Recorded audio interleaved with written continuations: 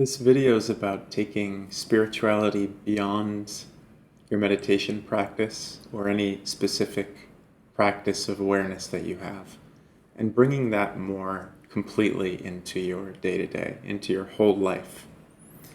So if you have a meditation practice, you may find some ease and some peace and something that feels spiritual in quotes in that practice.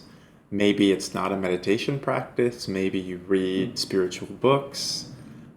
Maybe you do Reiki. It could be anything that makes you feel connected, that gives you that sense of awareness and inner peace. So you have that dimension of your life, which can even become sort of a compartment of your life. But this is just about taking your spiritual pulse, you could say. So looking at your whole day-to-day, looking at your whole reality, and kind of just looking for signs of where you're not connected, where you're not conscious, where you're not at peace, where you're not integrated.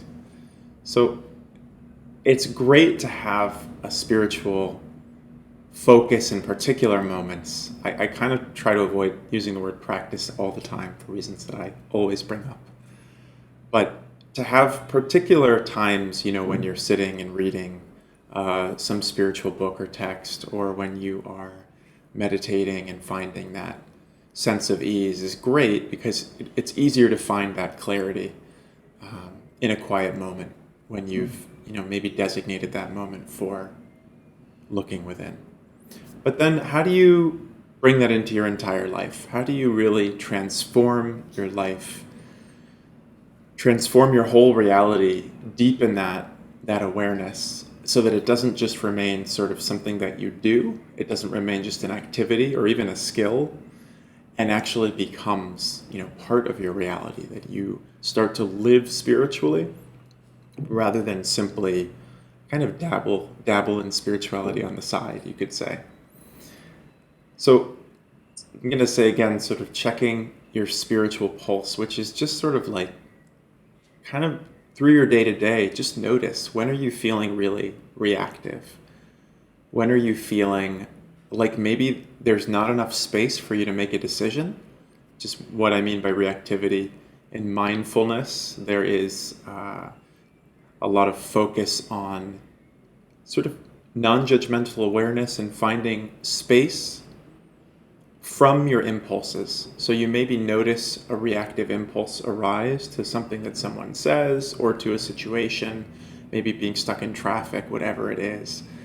And so obviously the impulse calls you to act on it. I mean, that's what an impulse is. You want to go with it. How much space is there for you to decide whether you're going to go with that impulse or not?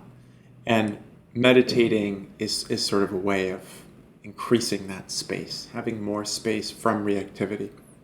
You can still choose to go with the action. It's not like telling you what to do with that space, but just having more space between acting out the impulse sort of unconsciously, impulsively, without awareness, is the focus of a lot of mindfulness practice.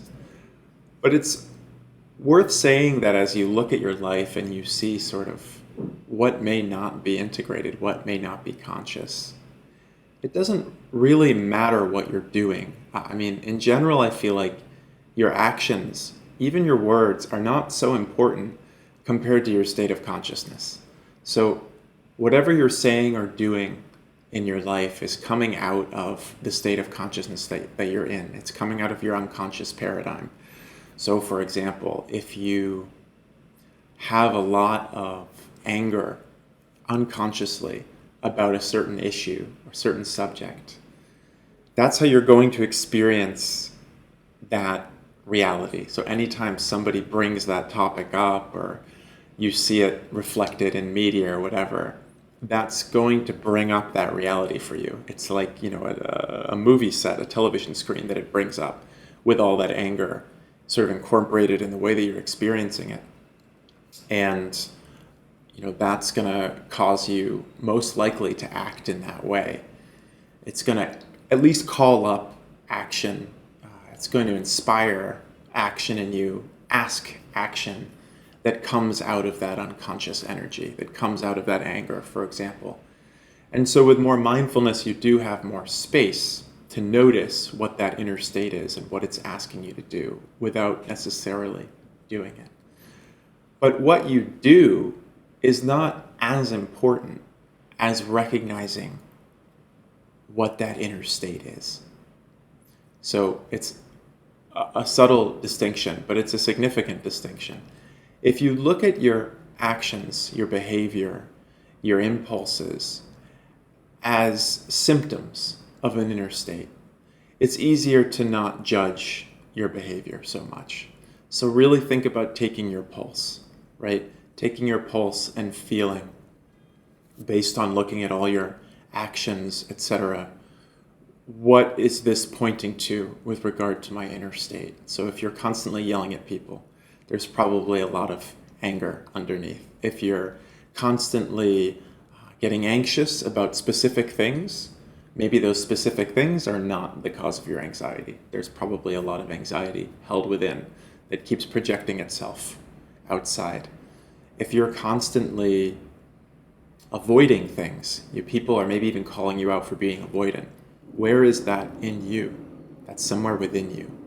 So as you look at your life and see, okay, what's not integrated?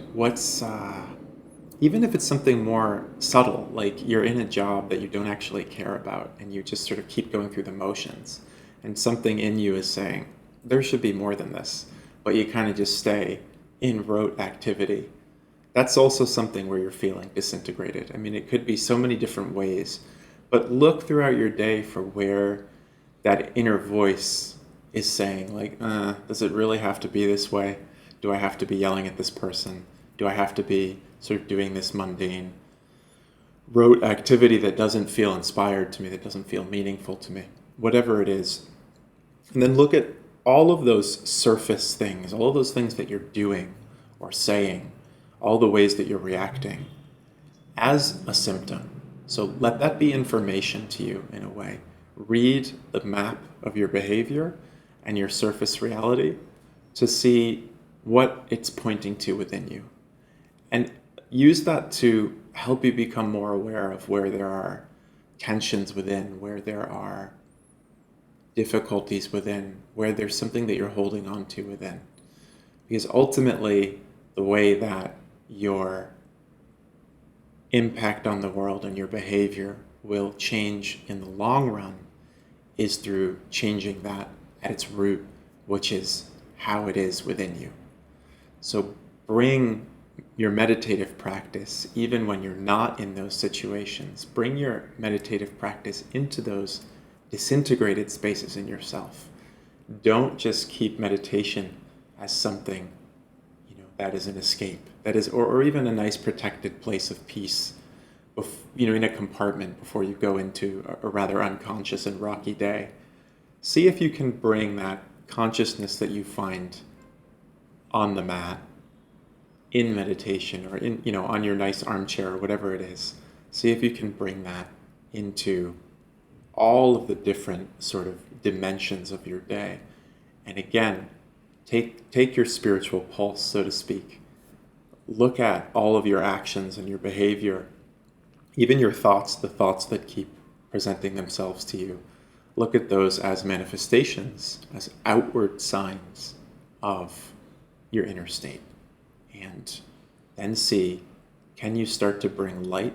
Can you start to bring sort of that meditative awareness into those kind of rocky spaces and start to shift your inner state in a more whole, sort of in a more holistic sense, and bring a shift to your life and not just a sense of peace or almost recreational peace. So see if you can take your spiritual pulse and what that shows you and what you can do with that.